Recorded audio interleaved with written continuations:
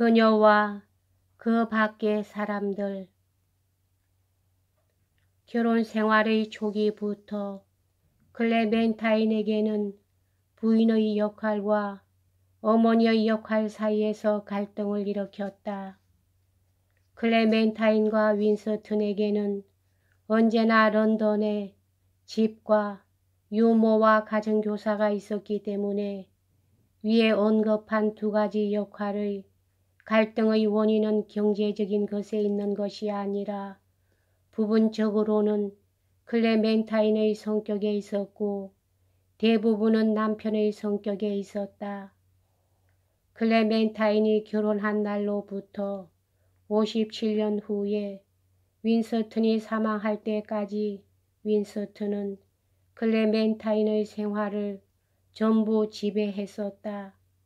클레멘타인이 남편에게 헌신을 하고 남편의 압도적인 개성에서 나오는 그 요구를 들어주면서도 자기 자신은 개성을 잃지 않았던 것은 클레멘타인의 인격의 힘 때문이었다. 클레멘타인은 남편에게 헌신적이면서도 그저 무조건 순종하는 여자는 아니었다. 클레멘타인과 같은 처지에 있는 많은 여자들과는 달리 클레멘타인은 자선 사업에 참여하는 데 있어서 의욕을 느끼지 않았다. 그것은 클레멘타인이 좋은 취지의 운동에 대해 인색해서가 아니라 모금위원회를 싫어했기 때문이다. 그러나 1934년에 클레멘타인은 켄트군 협의회의 산모 아동복지의 후견인이 되었고 보건 및 주택위원회의 회의에 수년간 출석했다. 그런데 한 동료 위원의 말을 빌면 클레멘타인은 자신의 특수한 문제와 관련된 문제들에 대해서는 열성적이었으나 이러한 종류의 일은 결코 좋아하지 않았다는 것이다. 클레멘타인은 이러한 일들을 하면서 구체적인 결과를 얻고 있다고는 생각하지 않았다. 결국 클레멘타인의 일상의 사업은 윈스턴에게 신경을 집중하는 일이었다.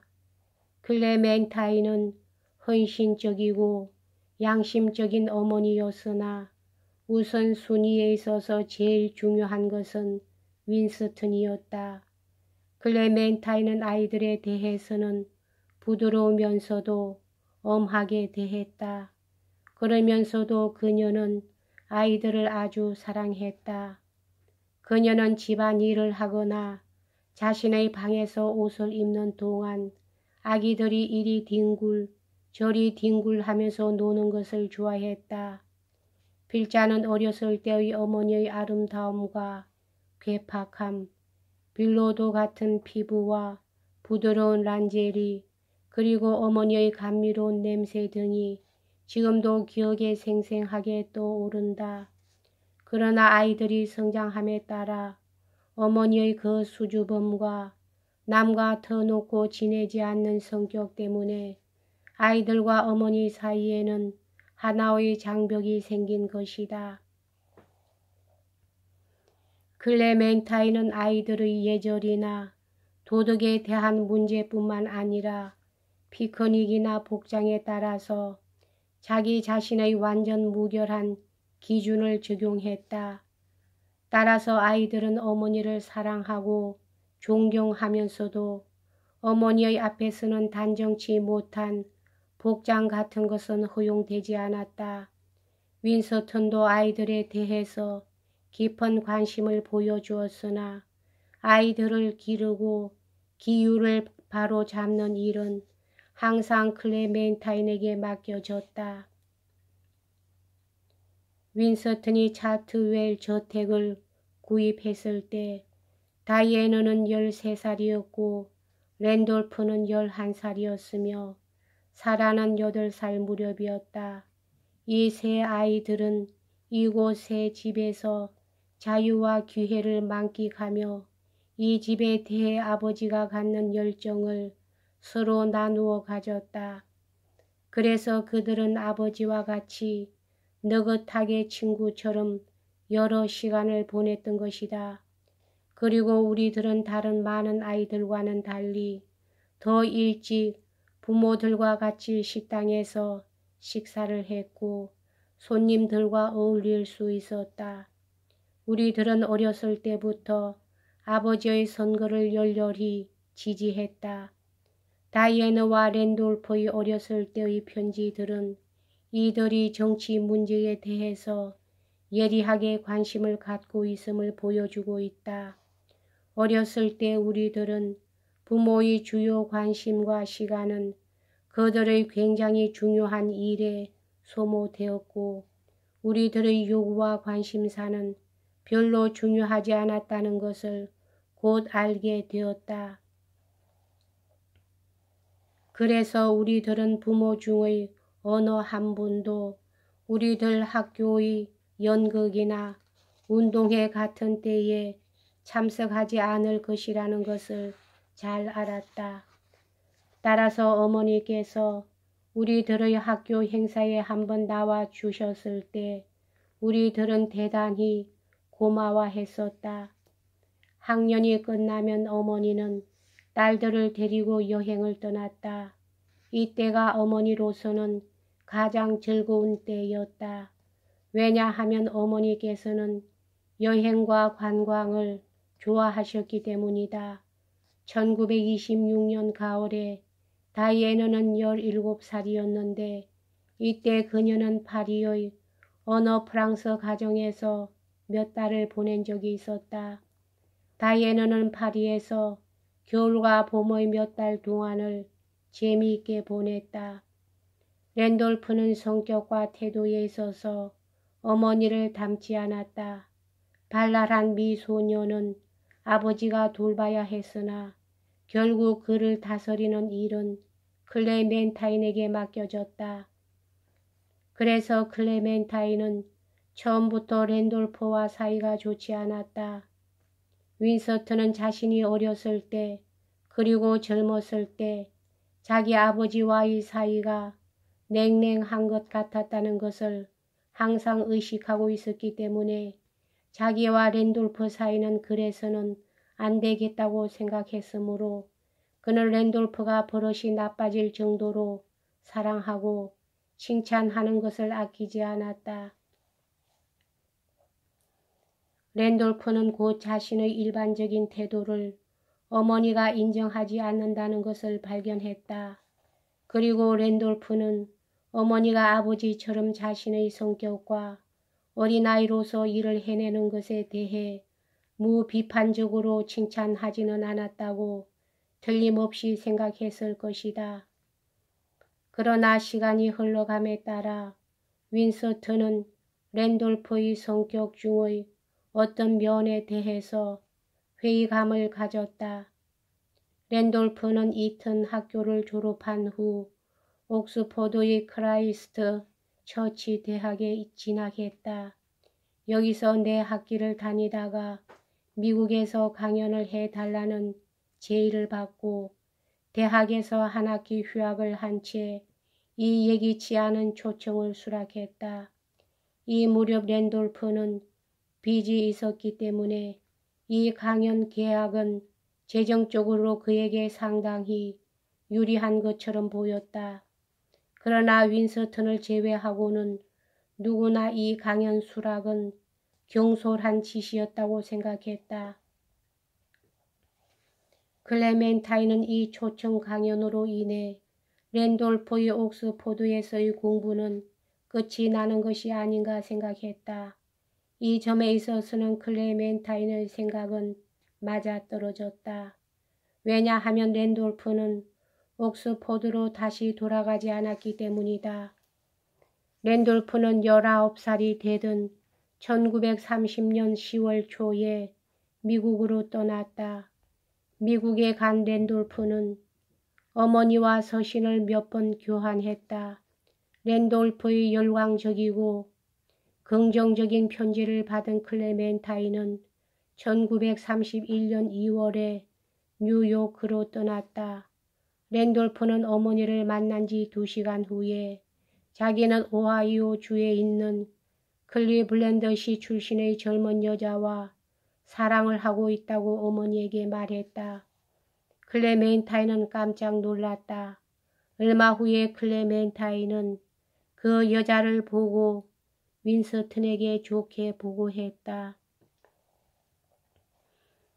그러나 클레멘타인은 기반을 잡기 전에 결혼하면 불리한 점이 있다는 것을 랜돌프와 허심탄회하게 얘기했다. 랜돌프는 이 여자만 원한다면 결혼할 생각이라고 어머니에게 말했다. 그러나 사실상 랜돌프는 이 여자와 결혼하지 못했다. 미국 신문에는 랜돌프의 로맨스에 대하여 그리고 클레멘타인의 방문에 대해서 보도했다. 뉴요크에 발을 들여놓은 순간부터 클레멘타인은 윈스턴과 랜돌프의 친구들이 짜놓은 계획 속으로 휘말려 들어갔다. 그래서 2, 3일간 체류하고 귀국하겠다는 그녀의 계획은 취소되었다. 또한 랜돌프는 어머니에게 강연 여행에 자기와 같이 동행하자고 설득했다. 클레멘타인은 그렇게 하기로 했다. 그래서 클레멘타인은 6주간의 대부분을 랜돌프와 같이 팜비치, 워싱턴, 그리고 클리블랜드로 다녔다. 이 여행 기간 중 클레멘타인은 매일 일기를 썼다. 클레멘타인은 이 즐겁고 예기치 않은 순간들을 만끽했던 것처럼 보인다. 랜돌프는 신문 기자로서 그리고 정치인으로서 앞길을 개척하기로 결심했다. 그래서 1934년에 랜돌프는 웨이버트리에서 실시되었던 보궐선거에 출마했었다. 그리고 그 후 몇 달 후에 노우드에서 출마했다. 윈스턴은 랜돌프의 출마를 승인하지는 않았으나 투표 전날 랜돌프를 위해 연설을 해 주었다. 어렸을 때 사라는 건강이 나빠서 부모들에게 많은 걱정을 끼쳐드렸다. 사라는 나이가 들면서 건강이 좋아졌으나 5살 내지 6살 되었을 때에는 건강이 나빠 클레멘타인에게 많은 걱정을 끼쳤다. 클레멘타인이 사라의 건강에 대해서 걱정을 한 것은 메리 고울드의 죽음과 자기의 언니인 키티의 추억에서 기인된 것이다. 이러한 일들 때문에 클레멘타인은 사라를 부드럽게 대해 주었다. 사라는 13살 되었을 때 노팅힐 고등학교를 그만두고 켄터주의 브로드스테이저의 해변에 위치한 포렌즈 로지 기숙학교에 입학했다. 여기서 얼마간 공부하다가 사라는 다이애나처럼 1년간 머무를 작정을 하고 파리에 있는 교양학교, 여성에게 사교계에 나갈 준비를 교육시키는 학교에 들어갔다. 이 교양학교를 마친 후 사라는 사교계에 데뷔함으로써 그 당시의 여성을 위한 프로그램을 마쳤다. 그런데 성격이 사교적이지 못하고 일찍 자는 버릇이 있는 클레멘타인은 딸들을 데리고 사교계에 나가는 일은 어머니로서의 헌신을 의미했다. 사교계의 1차 데뷔를 끝낸 후 사라는 부모를 조르고 설득하여 직업 댄서와 배우가 되는 훈련을 받는 허락을 얻어냈다. 물론 부모님은 무대에 나서고 싶어하는 사라의 정열이 곧 사라지기를 바랐다. 다이애나도 얼마 동안 왕립연극학교에 다녔으나 연기에는 소질이 없는지라 얼마 후에 그만두었다. 그러나 사라에게는 충분한 재능이 있었다. 그러나 무대 생활을 직업으로 택하겠다는 사라의 야심은 부모들은 기쁘게 해주지는 못했다. 그렇다고 사라와 부모들의 사이는 벌어지지 않았다. 그리고 클레멘타인은 연기자가 되겠다는 사라의 진지한 태도를 보고 한때는 훌륭한 무용학교에 가도록 주선해 주었고 훈련을 받는데 신체적으로 적합한가를 확인하기 위해서 신체 검사를 철저히 받도록 했다.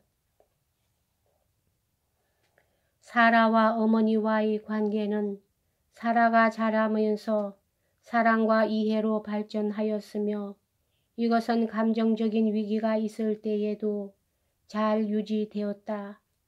그러나 다이애나의 경우는 그렇지 못했다.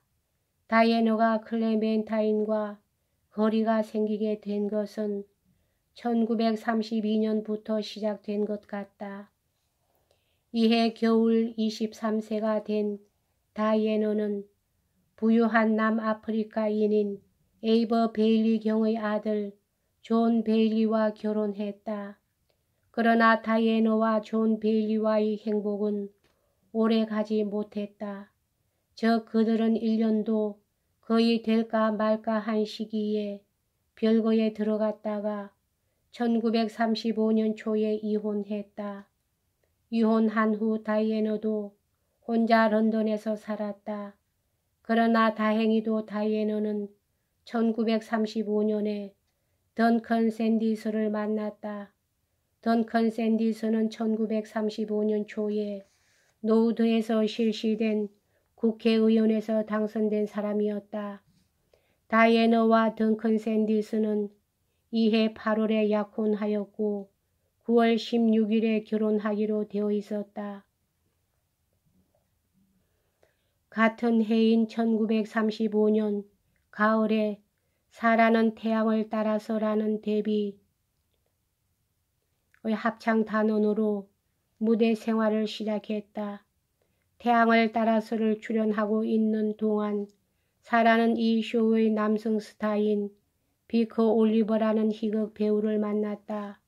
그는 37세의 빈 출신으로 나이는 사라보다 17세나 더 많았고 결혼을 2번 한 경험이 있으며 매력과 재능이 넘치는 사람이었다.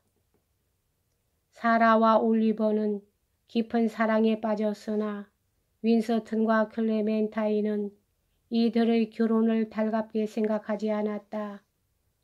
1936년 9월 사라는 부모의 성낙을 얻을 수 없음을 알고 올리버와 합류하기 위해 뉴요크로 갔다. 사라는 1년을 더 기다리겠노라고 부모들에게 약속한 적이 있었기 때문에 부모들은 크게 실망했다. 윈서턴과 클레멘타인은 심한 마음의 상처를 입었으나 그렇다고 사라와 부모와의 사랑의 유대는 결코 끊어지지 않았다. 마침내 1936년 크리스마스 이브에 사라와 비커 올리버는 뉴요크에서 결혼했다. 이해 크리스마스에 차트웰은 아주 조용했으나 다이애나와 던컨이 3개월 된 아들 줄리언을 데리고 차트웰에 나타나자 차트웰은 즐거운 분위기에 휩싸였다. 여기까지 하겠습니다.